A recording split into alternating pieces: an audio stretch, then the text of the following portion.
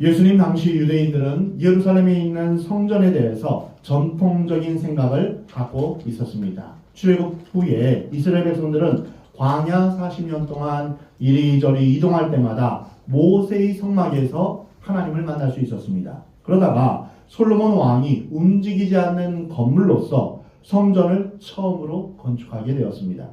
화려한 솔로몬 성전은 바벨론에 의해서 무너졌다가 포로에서 돌아온 스룹바벨이 다시 성전을 건축하게 되었는데 솔로몬 때보다는 화려하지 않았습니다. 그리고 예수님 당시에 헤롯 왕이 46년 동안 화려하고 멋있게 성전을 증축하였는데 그 헤롯 성전이 유대인들의 마음속에 자리 잡고 있었습니다. 모세의 성막, 솔로몬의 성전, 스룹바벨 성전, 그리고 헤롯 성전에 이르기까지 성전은 유대인들에게 있어서 하나님을 만나는 장소이며 신앙의 중심이었습니다. 그런데 예수님은 유대인들이 그토록 소중히 여기는 이 성전을 헐라라고 말씀하셨습니다. 그리고 3일 만에 다시 세우겠다 이렇게 말씀하신 것입니다. 유대인들은 예수님을 이해할 수 없었을 뿐 아니라 그 말을 듣고 크게 분노합니다. 이 성전을 짓는데 46년이나 걸렸는데 당신이 그것을 3일 만에 다시 세우겠다는 말이요. 유대인들의 혼란에 대해서 예수님은 성전된 자기 육체를 가리켜 말씀하신 것입니다. 여기서 우리는 성전이 무엇인가 다시 한번 생각해 보아야 할 것입니다. 예수님이 말씀하신 성전과 유대인들이 말하는 성전은 다릅니다. 바리새인들과 서기관들 그리고 제사장들 유대교 종교 지도자들을 비롯해서 많은 유대인들이 성전을 잘못 이해하고 있었습니다. 물론 성전은 하나님께서 임재하시고 사람들이 예배와 제사를 드리는 곳입니다. 또한 하나님께서는 그 예배와 제사를 통해서 사람들의 죄를 용서하시고 삶에 대한 새로운 방향을 주셨습니다. 그래서 유대인들은 성전이 곧 하나님이다. 여기까지 생각하게 되었습니다. 성전 절대주의, 성전 우상화로 발전하게 된 것입니다. 지금도 유대인들의 생각에는 큰 변함이 없습니다. 예루살렘에 가보면 옛 성전 터임을 알리는 웅장한 돌덩이와 건축물 흔적이 그대로 남아 있습니다. 또한 오늘날까지 성전을 차지하기 위한 유대교와 이슬람교의 피비린내나는 전쟁이 계속되고 있습니다. 예전에 있었던 십자군 전쟁도 명분은 예루살렘을 차지하고자 하는 전쟁이었습니다. 두 종교 모두 성전을 하나님의 집이고 신앙의 전부라고 생각하기 때문에 서로 차지하려고 안간힘을 쓰고 있는 것입니다. 결국 그들은 성전 탈환의 역사를 쓰고 있는 것입니다. 아직도 유대인들은 옛 성전의 남은 한쪽 벽을 통곡의 벽이다 이렇게 부르며 거기에 기도문을 적어놓고 눈물로 외우는 습관이 있습니다. 그러면 구약 성경에서 성전에 대해서 어떻게 말씀하실까요? 솔로몬이 처음 성전을 짓고 나서 솔로몬이 기도를 드렸는데 그 솔로몬의 기도를 통해서 우리는 성전이 어떤 곳이다 쉽게 알 수 있습니다. 사실 성전은 솔로몬보다 다윗이 먼저 건축하고 싶었습니다. 다윗은 자신이 살고 있는 왕궁은 화려한데 하나님의 집이 없음을 늘 안타까워했습니다. 그래서 그는 전생애를 바쳐서 하나님의 집을 지을 준비를 했습니다. 하지만 하나님께서 다윗에게 성전 건축을 허락하지 않으셨습니다. 다윗의 손에 피가 많다는 이유 때문입니다. 그래서 성전 건축은 그의 아들인 솔로몬에게 넘어갔습니다. 솔로몬은 아버지인 다윗의 소원대로 하나님의 집을 아름답게 건축했습니다. 그는 성전 기공식에서 많은 백성들을 모아놓고 하나님 앞에 예배하며 기도하며 할 때 그 기도를 통해서 의미심장한 이야기를 했습니다. 역대하 6장 말씀에서 성전의 본질을 이해하는 중요한 열쇠를 제공하고 있습니다. 하나님이 참으로 사람과 함께 땅에 계시리이까 보소서 하늘과 하늘들의 하늘이라도 주를 용납하지 못하겠거든 하물며 내가 건축한 이 성전이오리까. 이 말씀에는 두 가지 의미가 있습니다. 하나님은 인간과 함께 땅에 거하실 수 없다라는 것입니다. 솔로몬은 위대하신 하나님께서 성전에 계신다고 생각하니 갑자기 두려운 마음이 든 것입니다. 또 하나는 천지 만물을 창조하신 하나님을 겨우 성전에 모실 수 없다고 생각한 것입니다. 솔로몬은 우주보다 크신 하나님께서 어떻게 내가 지은 집에 거하실 수 있겠습니까? 이렇게 고백합니다. 다시 말하면 하나님은 성전 안에도 계시고 바깥에도 계시며 우주 안에도 계시고 그 너머에도 계시는데 어떻게 내가 지은 집에 계실 수 있겠습니까? 하나님을 성전에 가둬둔들 갇혀 계시겠습니까? 이렇게 고백한 것입니다. 그러고 보면 지혜의 왕인 솔로몬은 그 영적 통찰력이 뛰어났던 것입니다. 그는 또한 이렇게 기도했습니다. 다윗이 염원했고 모든 백성들이 열심히 지은 성전에서 기도할 때 하나님 응답해 주십시오. 또한 성전에서 예배할 때 만나 주시고 성전에서 찬양할 때 받아 주옵소서. 이렇게 성전 봉헌 기도를 드린 것입니다. 이제 우리는 성전의 본질에 대해서 알았습니다. 하나님께서는 성전보다 크시다. 그래서 성전보다 크신 하나님은 성전 안에만 계신 분이 아니라는 것입니다. 또한 하나님은 인간의 죄를 용서하시고 구원을 베푸시기 위해서 성전에 임하시며 또한 성전에서 인간의 예배를 받으시며 기도를 들으신다는 것입니다. 그러므로 성전은 천막이나 돌, 황금 등 어떤 것으로 지어졌든 간에 재료나 크기 등 외형은 중요한 것이 아닙니다. 성전이 이스라엘의 예루살렘에 있든지 한국의 서울에 있든지 그 위치가 중요한 것은 아닙니다. 근데 어리석은 인간은 예루살렘에 있는 성전, 황금으로 지어진 성전을 진짜라고 생각합니다. 성전이 곧 하나님이다 라고 믿는 것이 그들의 신앙입니다. 성전을 우상화하고 절대화한 것입니다. 그 결과 성전을 둘러싼 인간들의 유혈투쟁은 오늘날까지도 계속되고 있습니다. 예루살렘 성전을 둘러싼 분쟁은 중동의 화약고라고 불리면서 언제든지 전쟁이 일어날 불씨를 제공하고 있습니다. 성전은 무엇으로 지어졌느냐 이게 중요한 것이 아니라 그 안에서 어떤 일이 일어나고 있느냐 이것이 중요합니다. 하나님께서 성전에 임재하시고 우리의 예배와 기도를 받으시는가 이것이 중요한 것입니다. 하지만 인간은 하나님의 이름, 종교, 예배를 핑계 삼아서 성전을 자신들의 이익과 쾌락을 도모하는 장소로 뒤바꿔 버렸습니다. 오랜 세월이 흐르는 동안 하나님보다는 성전 건물이 더 중요하게 생각됐고 또한 제사보다는 제사밥의 마음을 빼앗겨 버린 것입니다. 우리는 오늘 본문인 요한복음 2장에서 유대인들의 잘못된 성전관을 발견할 수 있습니다. 그래서 예수님은 그들에게 화를 내시며 노끈으로 채찍을 만들어 소와 양들을 성전 바깥으로 내줬고 돈을 바꾸어 주던 탁자를 엎어버리신 것입니다. 예수님은 하나님께서 임재하시고 사람들이 찾아와 기도하고 예배하는 장소를 사람들이 이익을 추구하는 장소로 또한 쾌락의 방편으로 삼지 말라고 경고하신 것입니다. 유대인들의 잘못된 성전관을 날카롭게 지적하시며 채찍을 드신 것입니다. 오히려 사람과 사람 사이의 반목과 시기, 탐욕만 증가시킬 뿐이었습니다. 잘못된 성전관을 가짐으로 말미암아 사람들의 탐욕이 더욱더 많아진 것이죠. 그러면 올바른 성전관과 교회관은 어떠한 것일까요? 예수님의 말씀에 따르면 성전은 자신의 육체, 곧 예수님의 몸을 가리킵니다. 당시 예수님께서 비유로 하신 말씀에 대해서 제대로 알아들은 사람은 아무도 없었습니다. 유대인들도 제자들도 전혀 이해하지 못했습니다. 하지만 우리는 말씀을 통해 성전의 본질이 무엇인지 알 수 있습니다.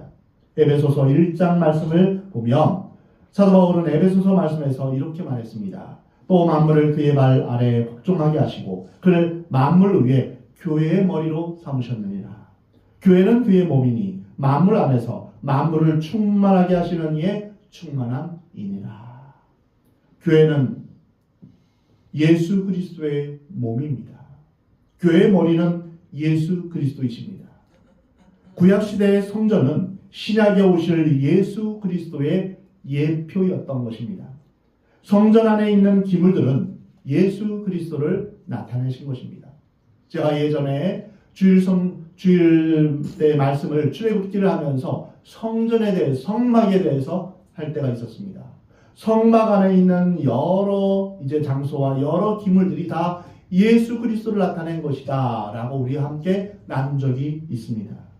우리는 구약 성경을 읽으면서 예수 그리스도를 발견할 수 있습니다. 구약에서의 성막 또는 성전에서 제사가 드려졌는데 제사의 핵심은 바로 예수 그리스도이십니다. 구약시대 사람들은 예수 그리스도를 볼 수가 없었습니다. 그래서 성막에서 또는 성전에서 제사를 드리면서 장차 인류를 구원하시기 위해서 십자가의 보혈을 흘리신 메시아를 느끼도록 만든 것이 바로 성전의 본질입니다. 성막 또는 성전은 예수 그리스도를 알려주는 하나의 모형이요 그림자 역할을 한 것입니다. 그런데 사람들은 메시아를 보지 못한 채 성전 건물과 제사만 보았습니다. 수없이 제사를 드리고 찬양을 했지만 아무런 일도 경험하지 못했던 것입니다. 예수님께서 교회는 그리스도의 몸이다 라고 말씀하셨는데요. 이것은 어떤 뜻입니까? 예수님은 이 성전을 허물라 그러면 내가 3일 만에 다시 세우겠다 이렇게 말씀하셨습니다. 이것은 거물로 된 성전을 가짜라고 말씀하신 것입니다. 예수님은 성전의 종말을 말씀하신 것입니다. 요한복음 4장에서 예수님께서 사마리아 여인과 대화를 하실 때 하나님 앞에 예배할 때 그림진 산에서도 아니고 예루살렘에서도 아니고 오직 예배하는 사람은 영과 진리로 예배를 드려야 된다 라고 말씀하셨습니다. 예배하는 장소가 중요한 것이 아니라 예배드리는 태도가 중요함을 말씀하신 것입니다. 하나님을 만나기 위해 인간의 죄를 용서받기 위해 지금까지 해왔던 짐승을 잡는 제사 행위나 분향이나 희생의 의식 등은 더 이상 필요하지 않은 것입니다. 예수님을 통해 우리는 하나님 앞에 직접 나아갈 수 있는 길이 열린 것입니다. 새롭고 살아있는 길입니다. 그리고 예수님은 내가 3일 만에 다시 세우겠다, 일으키겠다 라고 말씀하셨는데 이 말씀에는 두 가지 의미가 담겨져 있습니다. 하나는 십자가요, 또 다른 하나는 부활입니다. 즉 하나님의 아들이신 예수 그리스도께서 온 인류의 죄를 용서하시기 위해서 십자가에 못 박혀 죽으신 것, 이것이 바로 교회의 본질이고 교회의 출발입니다. 짐승의 제사는 불완전하며 해마다 드려야 했지만 예수님은 자신의 몸을 화목제물로 단번에 드려서 영원한 속죄를 이루신 것입니다. 이것이 바로 성전의 본질입니다. 그리고 예수님께서 사망 권세를 이기시고 사흘 만에 무덤에서 부활하셨습니다. 그래서 더 이상 성전도 필요 없고 희생 제사도 동물을 바쳐서 희생하는 그런 제사도 더 이상 필요 없는 것입니다. 예수님의 십자가는 우리를 향한 하나님의 끝없는 사랑입니다. 한없는 사랑입니다. 달리 말하면 십자가는 예수 그리스도의 보혈입니다. 또한 사랑의 능력은 보혈의 능력입니다. 예수 그리스도의 보혈로 말미암아 우리의 모든 죄가 다 용서함 받은 것입니다. 또한 예수님은 죽으셨을 뿐 아니라 3일 만에 부활하셨습니다. 부활은 생명의 성령을 의미합니다. 예수님께서 부활하시고 승천하심으로 말미암아 이제 육신으로부터 자유함을 얻게 되었습니다. 예수님께서 육신으로 계실 때 동안에는 장소와 시간의 구애를 받으셨지만 이제는 그러지 않습니다. 승천하신 예수님은 약속하신 대로 성령을 예수님을 믿는 모든 자들에게 보내주셨습니다. 그래서 예수님은 이제 믿는 자들과 영원히 함께 하십니다. 내가 세상 끝날까지 너희와 항상 함께 있으리라. 이 말씀을 바로 성령님을 통해서 이제 그것을 성취하신 것입니다. 지금도 살아계신 예수님은 성령님을 통해서 우리의 몸을 성전 삼으시고 우리가 어디에 있든지 우리가 하나님 앞에 예배하며 교제할 수 있는 길을 열어 놓으신 것입니다. 그래서 일주일에 한 번 주일에 예배당에 나와서 예배하는 것뿐 아니라 우리가 평소에도 어디서든지 하나님을 찬양하며 하나님과 교제하며 사는 것입니다. 우리의 몸이 하나님의 성전이기 때문에 우리가 있는 곳 어디서나 하나님 앞에 예배하는 그러한 장소가 될 수 있는 것입니다. 저는 아침에 일어나게 되면 제 마음 가운데 하나님께서 주시는 찬양이 가득함을 느낍니다. 그때 이제 그 찬양이 다른데요. 그 찬양을 하면서 이제 씻고 또한 이제 일과를 시작합니다. 얼마나 감사한지 모릅니다.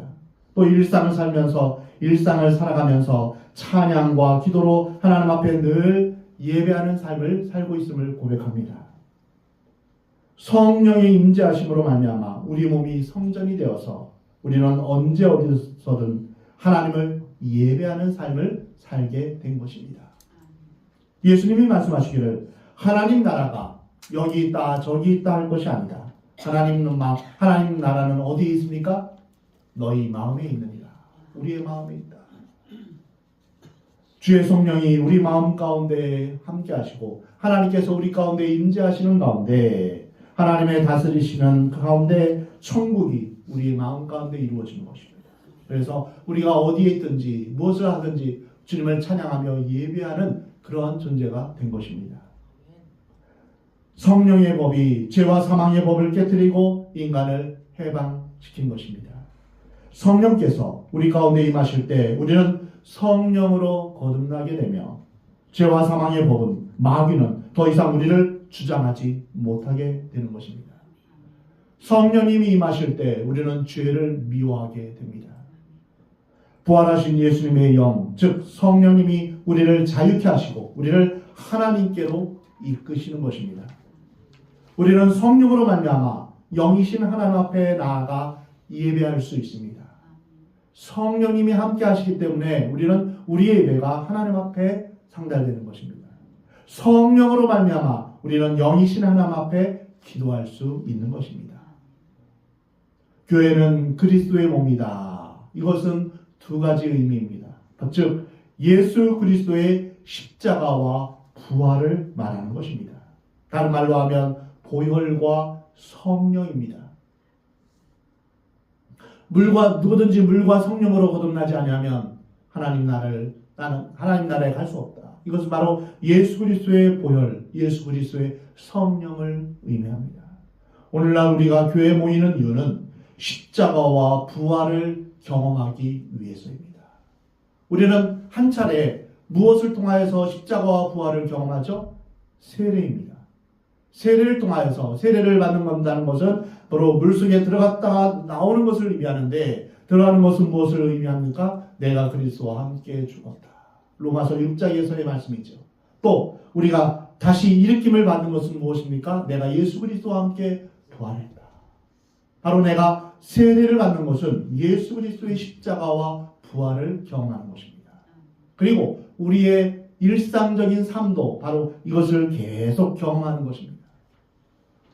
만약 교회에서 십자가와 부활을 경험하지 못한 채 그냥 돌아간다면 아무 일도 일어나지 않을 것입니다. 하지만 교회에서 십자가와 부활을 경험한다면 교회야말로 세상의 희망이요 문제 해결의 확실한 대안이 될 것입니다.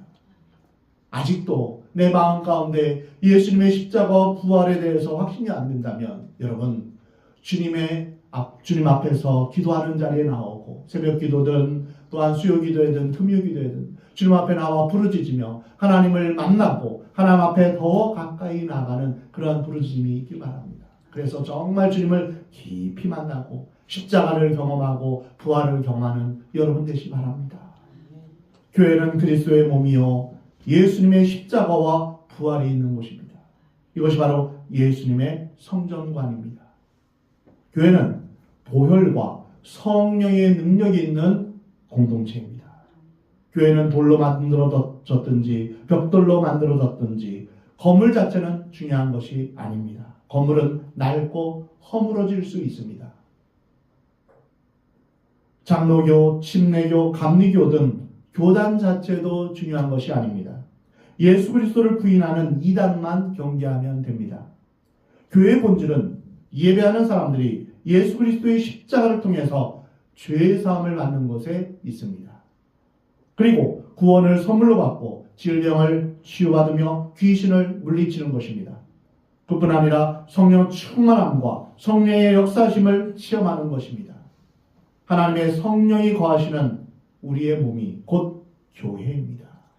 그래서 여러분의 삶을 통하여서, 여러분의 몸을 통하여서 늘 하나님을 경험하며 십자가와 부활을 경험하며 성령의 역사심을 늘 경험하며 주님을 찬양하며 사는 여러분이 되시기를 주의 이름으로 축원합니다. 그래서 말할 수 없는 기쁨과 감격을 안고 세상으로 나아가 찬양하며 봉사하며 전도하는 사람들이 모인 곳이 바로 교회입니다. 그래서 우리는 주일 오후에 순모임 때에 이제 말씀을 나누고 기도 제목을 나누며 또한 하나님께서 하신 일을 나누는 것 외에도 평일에 우리가 서로 믿는 사람들끼리 만나면 어떤 이야기를 해야 될까요? 세상 이야기, 정치 이야기, 다른 사람 뒷담화하는 이야기, 그런 이야기가 아니라 하나님 이야기, 말씀을 묵상한 이야기, 나를 변화시킨 성령님의 역사를 나누는 여러분 되시기 바랍니다. 순모임 때만 하나님의 말씀을 서로 나누는 것이 아니라 평소에 모일 때도, 그리고 평소의 가정에서도 이렇게 하나님의 역사하심을 늘 나누며 또한 사모하며 사는 여러분 되시기 바랍니다.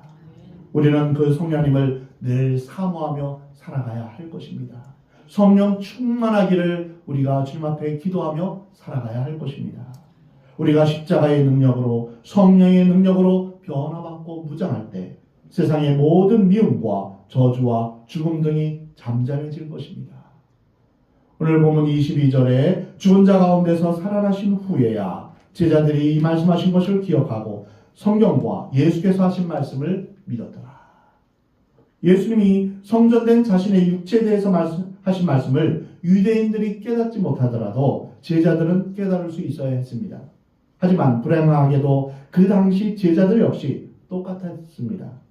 예수님이 부활하신 후에야 제자들은 말씀을 기억하고 성경과 예수님을 믿게 되었습니다. 모든 사람이 한결같이 하나님 말씀을 이해하는 것은 아닙니다. 어떤 사람은 잘 이해하지만 어떤 사람은 전혀 이해하지 못합니다. 우리는 교회의 본질을 정확히 알고 있어야 올바로 섬길 수 있습니다. 그래서 잘못된 길에 빠지지 않게 됩니다. 이단으로 빠지는 사람들은 이제 말씀을 제대로 깨닫지 못하고 알지 못하고 오해함으로 인해서 빠지게 됩니다.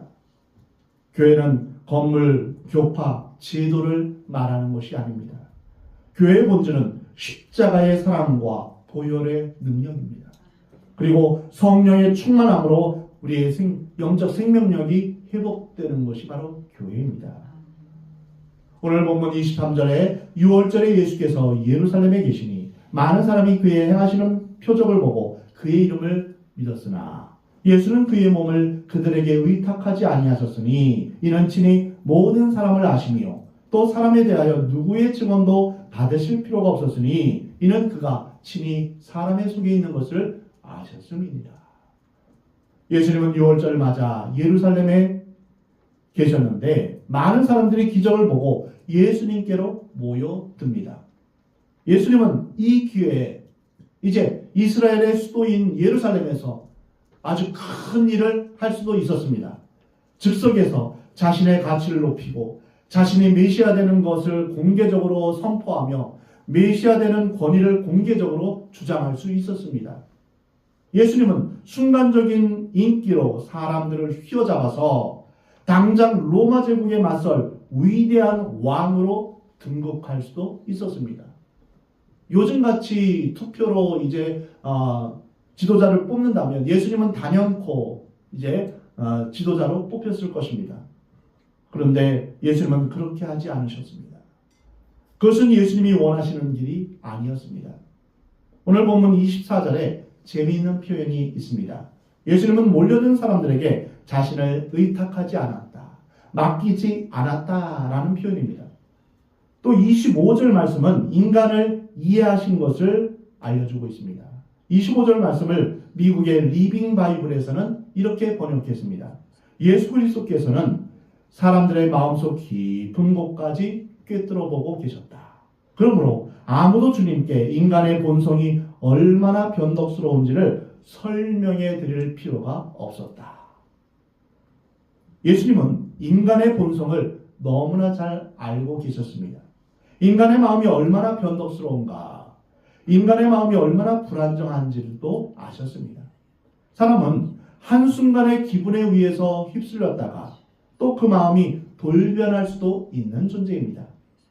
그리고 수많은 사람들의 군중 심리에 의해서 사람들이 동요될 수도 있습니다. 예수님은 인간을 사랑하셨습니다. 특별히 병들고 약하고 어려움 중에 처한 사람을 사랑하셨습니다. 장녀와 세리, 죄인, 버림받은 사람들의 친구가 되어주셨습니다. 하지만 예수님은 인간을 의지하지 않고 그들을 향한 기대감도 갖지 않으셨습니다. 예수님은 그들을 위해 자신의 몸을 내어주시고 제자들의 발을 씻어주시며 그들을 사랑하셨지만 그들을 의지하지는 않았습니다. 그들에게 자신의 몸을 의탁하지 않으셨다는 것입니다. 예수님은 사람들이 예수님의 기적과 놀라운 일을 하는 동안 자신을 따르는 그런 사람들을 보셨지만 만일 자기 부정과 하나님의 뜻을 따라 복종하는 것, 십자가의 길을 말한다면 즉시 자신을 버리고 떠날 것임을 너무나 잘 아셨습니다. 실제로 오병이어 기적 후에 예수님을 임금 삼으려고 했는데 예수님께서는 나는 생명의 떡이다. 누구든지 나를 먹는 자는 영생을 얻을 것이다. 하시며 자신을 희생하는 것을 말씀하시자 이 말씀이 도대체 너무 어렵다 하며 다 떠나버렸습니다.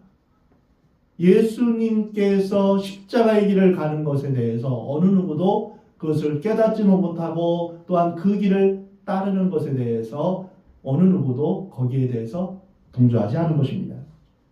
우리는 사랑하고 존경하는 사람을 추종하게 됩니다. 그리고 그 사람한테서 정을 느끼고 기대고 싶고 의지하고 싶어집니다. 하지만 그 사람이 그에 상응하는 보상을 주지 않을 때 그 사랑은 곧 질투, 분노, 미움으로 변하게 됩니다. 부모는 자식을 헌신적으로 키웁니다. 그러다가 자식이 잘 못하면 내가 너를 어떻게 키웠는데 내가 어떻게 이럴 수 있느냐라고 하며 섭섭해합니다. 부부관계, 인간관계도 마찬가지입니다. 모든 인간관계는 기브 앤 테이크죠. 내가 이만큼 줬는데 너도 이만큼 줘야 되지 않겠니? 이것을 기대합니다. 사랑하는 성도 여러분, 우리는 사람을 사랑하고 도움의 손길을 주어야 합니다. 하지만 그에 대한 보상을 기대해서는 안 됩니다. 인간은 본능적으로 배신하는 존재입니다. 상황이 변하면 두 얼굴을 갖게 되는 그러한 존재입니다. 이것이 예수님이 이해하신 인간의 성향입니다.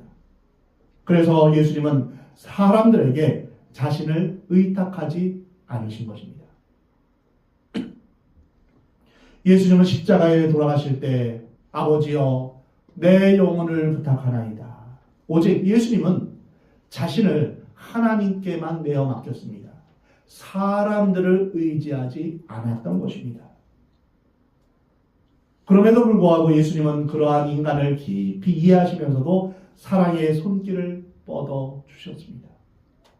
사랑하는 성도 여러분, 우리도 사람에게 너무 많은 기대를 하지 말아야 합니다. 기대가 많으면 실망도 많을 뿐입니다. 사람은 믿음의 대상이 아니라 신뢰의 대상이 아니라 사랑의 대상입니다. 사람을 그저 사랑의 대상으로 여기고 아무 조건 없이 사랑할 것을 우리 하나님은 원하십니다. 사랑하는 성도 여러분, 모두 여러분의 몸이 성령이 거하시는 성전임을 깨닫고 여러분의 삶을 온전히 주님 앞에 내어드림으로 하나님께서 기뻐하시는 삶, 하나님께 영광 돌리는 삶을 살기를 우리 주님은 원하십니다. 날마다 하나님을 바라봄으로 언제나 예수 그리스도를 내 삶의 주인으로 모시며 살 때 날마다 정결하게 되는 성전이 되기를 우리 하나님은 원하십니다. 우리의 관심은 내가 하나님의 성전으로서 어떻게 하면 하나님께 영광을 돌릴까? 어떻게 하면 내가 하나님 앞에서 정결하게 살까? 이것이 우리의 관심사가 되어야 할 것입니다. 사랑하는 성도 여러분 모두 십자가의 보혈의 능력이 성령의 권능의 역사가 여러분의 삶에 늘 충만하시기를 주의 이름으로 축원합니다. 나를 위해 십자가에 흘리신 보혈의 의미를 늘 기억하며 찬양하시기 바랍니다. 그리고 성령의 충만함을 힘입어 성령의 열매를 맺으며 주님과 동행하는 저와 여러분이 되기를 주의 이름으로 축원합니다. 또한 사람은 의지의 대상이 아니라 믿음의 대상이 아니라 사랑의 대상임을 기억하며 우리를 사랑하시는 그 크신 하나님의 충만한 사랑을 받아 누리며 그 사랑이 흘러 넘침으로 서로 사랑하는 저와 여러분이 되기를 우리 하나님은 원하십니다. 우리가 가진 사랑은 아주 보잘것없습니다. 금방 소진됩니다. 그래서 내가 내 힘으로 사랑하려고 하면 금방 번아웃이 됩니다. 금방 지치고 또한 소진되고 맙니다. 우리가 어떻게 다른 사람을 사랑할 수 있을까요? 그것은 하나님께서 우리에게 부어주시는 하나님의 충만한 사랑이 우리에게 넘쳐흐를 때 그 넘쳐흐르는 사랑으로 우리가 사랑하는 것입니다. 그래서 우리는 신앙생활에서 첫 번째 바로 하나님의 사랑이 내 마음에 부어 넘쳐지기를, 그래서 하나님의 사랑이 충만하기를 우리 먼저 기도해야 될 것입니다. 신앙생활은 내 힘과 능력으로 되어지는 것이 아닙니다. 그래서 늘 성령 충만하여서 주님, 제 힘으로는 사랑할 수도 없고 제 힘으로는 주의 계명을 순종할 수도 없습니다. 그러니 주님, 주의 사랑으로 충만케 하옵소서. 주의 성령으로 충만케 하옵소서. 그래서 주님께서 부어주신 그 사랑으로 사랑할 수 있도록 도와주옵소서. 이렇게 기도하며 또한 우리가 늘 주의 성령이 함께 하심으로 말미암아 우리가 주의 성령의 역사하시는 성전으로서 주님을 늘 찬양하며 예배하고 또한 서로 사랑하며 살아가는 저와 여러분이 되기를 우리 하나님은 원하십니다.